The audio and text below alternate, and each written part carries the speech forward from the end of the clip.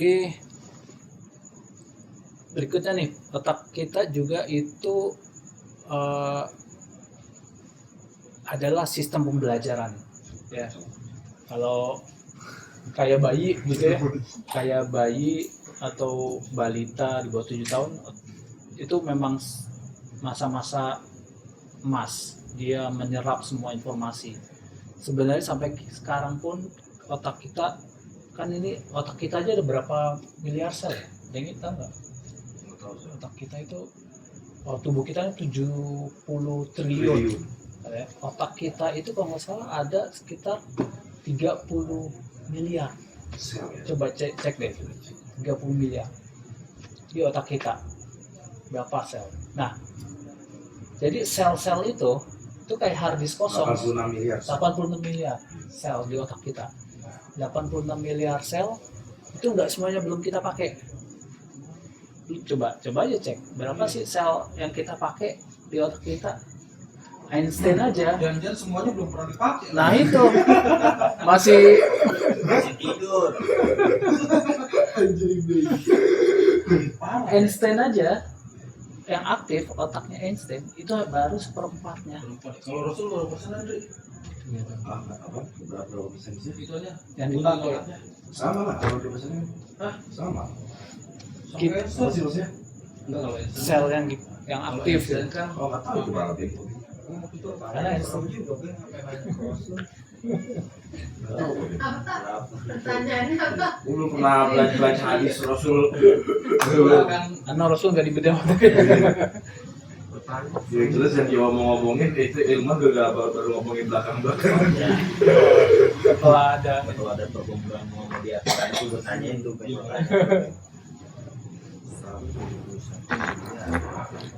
nah artinya kan banyak banget 86 miliar yang Cuman kadang biasanya hanya memakai 10% 10%. dari 86 miliar. Einstein 24%-nya, 1/4-nya. Berarti 8,6. Itu cuma 8,6 miliar. Terus yang lain ngapain? Bengong aja. Otak kita bengong. Ya itulah 8,6 yang itu biasa kita semua lagi ya. Iya, 92% ya kan? Gitu. Iya. Bayangkan tuh. 90%. Artinya sebenarnya kan Allah tuh udah ngasih space-nya luar banget. Betul. Banyak banget gitu. Ibaratnya nanti kalau kita gambarin kayak hard disk gitu ya. Kita punya 86 tera gitu ya. Yang dipakai cuma 3 giga. 3 giga.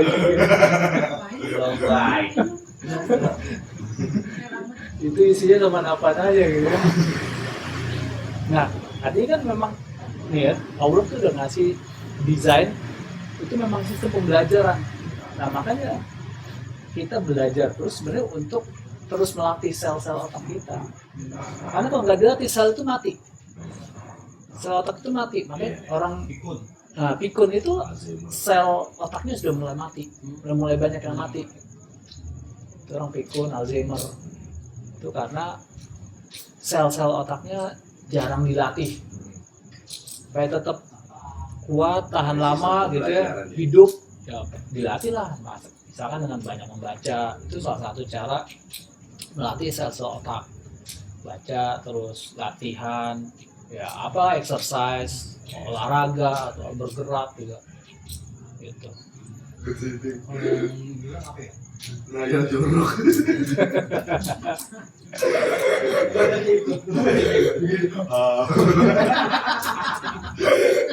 Terus loading kayak gambar loading. Kalau kayak filmnya dinyalain. Jangan dulu. Loadingnya lama ya. Jadi banyak banget yang sebelum kita. Iya. Kalau saya sih merasa makin banyak belajar, makin banyak yang nggak tahu. Nggak tahu. Gitu. Makin banyak belajar. Kok ini gue nggak tahu ya? Kan tadi Imam Syafi'i kan. Orang makin tinggi ilmunya makin besar bodohnya. Makin banyak nggak tahu kan kita gitu. Ternyata NLP ada satu lagi, waduh. Ya. Nah, otak itu dia bekerja berdasarkan pengalaman dan pengulangan. Ya kan? Makanya kita punya pengalaman masa lalu kan, dari kecil sampai sekarang kita punya pengalaman.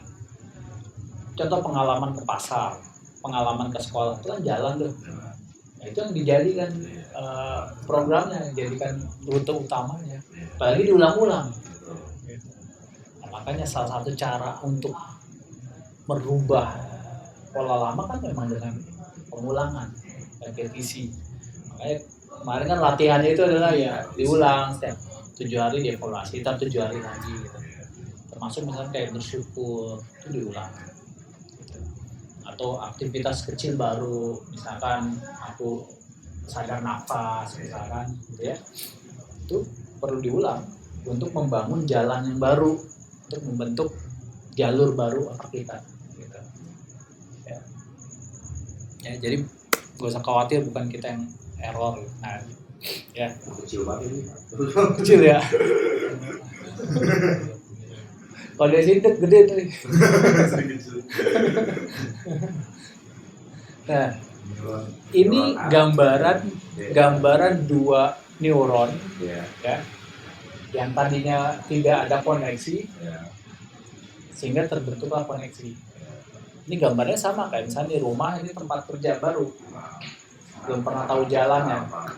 Jadi untuk bisa terbentuk jalan, masing-masing mengeluarkan satu sinyal. Jadi masing-masing mengeluarkan, gue mau kemana ya gitu. Aku mau ke sekolah, gue mau ke kunciran, gue mau ke rumah orang tua gitu ya. Jadi masing-masing ngebentuk dulu sinyal. Nah, sinyalnya itu apa? Itu adalah zat kimia. Makanya tubuh kita sebenarnya zat kimia semua. Makanya di situ nanti muncul di situ gambarannya fire. Jadi masing-masing mengeluarkan suatu sinyal, percikan gitu. Kalau dia nanti ketemu, terbentuk satu, kayak benang halus dulu satu. Makin diulang, ya di repeat, hari kedua kerjain lagi, ya kan? Hari ketiga, ke-7, ke-10, ke-10 tahun, maka lama-lama akan menguat ya. Jadi jalur utama. Gitu. Ya, itu juga untuk aktivitas aksi kita yang baru nih, misalkan mau melatih satu aksi baru, satu habit baru gitu ya. Itu dimulai dari satu, bentuk dulu satu benang satu gitu ya. Misalkan mau bangun jam 6 pagi, ya udah bikin alarm, walaupun nanti matiin alarm terus tidur lagi. Kayak siapa ya waktu itu ya? Gitu. Ya. Nah, ini perlu diulang-ulang, karena kalau nggak diulang, yang pertama itu putus lagi, dia nggak akan pernah kuat, jalur itu nggak akan pernah kuat, karena otak akan kembali jalur yang lama. Gitu. Misalkan nih kita bikin jalur baru yuk ke kunciran, jangan lewat jalur sini gitu. Pakai gunung deh, misalnya pakai jalur. Bukan gunung deh, yang suka naik gunung, yang hiking gitu ya. Kan kalau hike ke gunung, mungkin kalau orang yang pertama kali lewat jalan masih semak-semak semua kan. Dia pakai golok, dia bikin apa, mungkin sebulan ribuan orang lewat, setahun jutaan orang lewat, jalan udah besar. Sama jalan tol juga begitu kan. Sama otak kita juga begitu cara kerjanya. Jadi memang perlu diawali dari yang kecil. Makanya dimulai dari habit yang kecil itu tadi kan. Selalu ulangi, repeat terus sampai jadi habit yang baru untuk menggantikan habit yang lama. Nanti yang lama juga akan lemah. Karena udah nggak dipakai. Kalau memang itu pengen diganti, karena habit lama ini misalkan bukan jelek ya, hasilnya kayak gini juga. Ya gue hidup sampai sekarang pakai habit lama kayak gini hasilnya, gitu. Ya kan, gini-gini aja habit hasilnya, nasib gue, gitu. Rezeki gue habit yang lama nih. Kalau mau ganti identitas baru ya habitnya baru dong. Ntar yang lama lupa. Ya. Gitu. Nah, nih contoh tadi kayak yang naik gunung gitu kan. Iya. Akhirnya jalur yang paling sering dipakai orang kalau kita naik gunung sekarang ya udah ada jalurnya semua gitu. Karena mungkin ada jutaan orang lewat situ, ribuan orang udah lewat situ, ya. Dan mungkin otak kita juga ngapain lewat jalur sini gitu ya. Kecuali memang seorang adventure gitu ya, dia suka challenge baru gitu ya. baru dia pakai jalur yang belum pernah dilewatin gitu. Ya. Nah, kadang otak itu memilih jalan yang paling mudah atau tercepat, ya, bukan yang benar menurut logika. Gitu. Itu analoginya sederhana begitu. Makanya RT ngajakin gunung itu mulu ya. Gunung Kawi. Jalan cepat. Sampai bikin status yang info yang mau ke Gunung Kawi baru. Beneran? Mau bikin status gitu. Tadi suka ke situ. Enggak, itu bercanda dia. Oh, Dia bercandaan. teman-teman bikin heboh. Pesugihan bu. Dia mau bikin heboh. Pesugihan. Teman-teman bikin heboh, dia selalu mau jadi trendsetter. Bukan jadi follower. Nah, kalau otak kita milih jalan yang baru itu makanya suka capek. Kenapa? Karena jalan yang baru itu penuh challenge, penuh tantangan. Ya misalkan biasa bangun jam 10, suruh bangun jam 6, berat banget kan gitu. Jadi kadang kita udah bulan mikirin Belum ngelakuin ya. Makanya perlu nanti ya bisa motivasi atau kesadaran. Kalau nggak ada kedua ini nggak jadi, karena pola lama lebih kuat. Bayangkan puluhan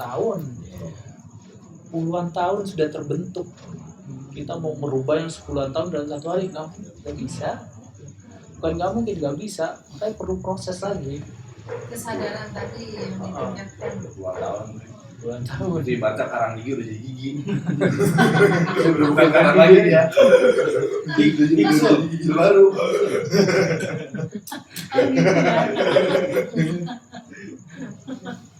Gigi palsu. Nambah. Nah, Scary. sebenarnya jalan yang kita lama, yang baru dibuat itu memang tidak nyaman, ya kan? Iya. Coba aja naik motor, Iya. jangan geradakan mana mau, gitu. Kalau perasaan kayaknya jauh deh. Kadang kita Udah udah takut biasa duluan, lewat gitu kan? itu paling pendek. Udah takut duluan. Jadi gak usah jauh-jauh lah, misalnya kita ke pasar, udah pasti lewat jalur yang biasa, ya. Ke sekolah, ke tempat kerja pasti lewat jalur yang biasa. Gitu. Gak mungkin nyari jalur yang mana nih, jalur yang belum pernah dilewati, gitu. Nggak sih. Ya. Kita model yang efisien. Iya, dia Dari selalu milih otak efisien. yang efisien. Kenapa? Karena otak sudah mendelegasikan semua yang sudah pernah dia lakukan, dia simpan di memori kan, Iya. dan sudah jadi otomatis supaya otak ini kerjanya nggak berat, gitu. Ya, itu memang desainnya begitu. Ya, sehingga kadang kita nggak tahu nih mana habit yang sudah kita lakukan lama ya, habit lama, sama aksi kita yang sadar, gitu. Nah, karena jalan yang baru kita mau buat itu sebenarnya butuh kesadaran. Oh, saya sadar saya sedang bikin jalur baru. Saya sadar saya sedang membuat habit baru, ya, budaya baru, perilaku baru. Gitu. Ya. Kayak kalau nggak nyaman udah balik lagi aja. Gitu. Ya. Nah, kalau digambarkan juga tadi ya, jalan ini ya apalagi sering dilewatin, diulang-ulang terus sehari berapa kali, gitu ya. Ya udah jadi yang paling utama dia. Kalau kayak kabel itu, kabelnya udah bukan kabel yang berserat rambut, kabelnya udah yang koaksial, yang tebal banget gitu. Makanya dia kecepatannya lebih tinggi. Gitu. Ya. Kalau di filsafat Aristoteles tuh namanya sama kayak gini, namanya rationale in memoriam. Ya. Jadi dia rasional secara memori. Iya. Karena memori kita nyimpen itu. Iya. Saya suka beda. Kata saya jalan ke peninggalan lebih cepat lewat A, nanti ini kalau cepat biasanya bisa debat sama IB. Iya. Kalau cepat lewat A, apa ini kan IB. Iya. Tapi Karena memori kita beda. pasti. Experience-nya beda, Beda, pengalamannya iya. beda, gitu. Disimpan dalam memori, gitu. Jadinya, makanya tadi saya bilang juga GPS aja bisa beda kok. Iya. Saya pernah nih pakai 2 handphone GPS, hasilnya beda, gitu.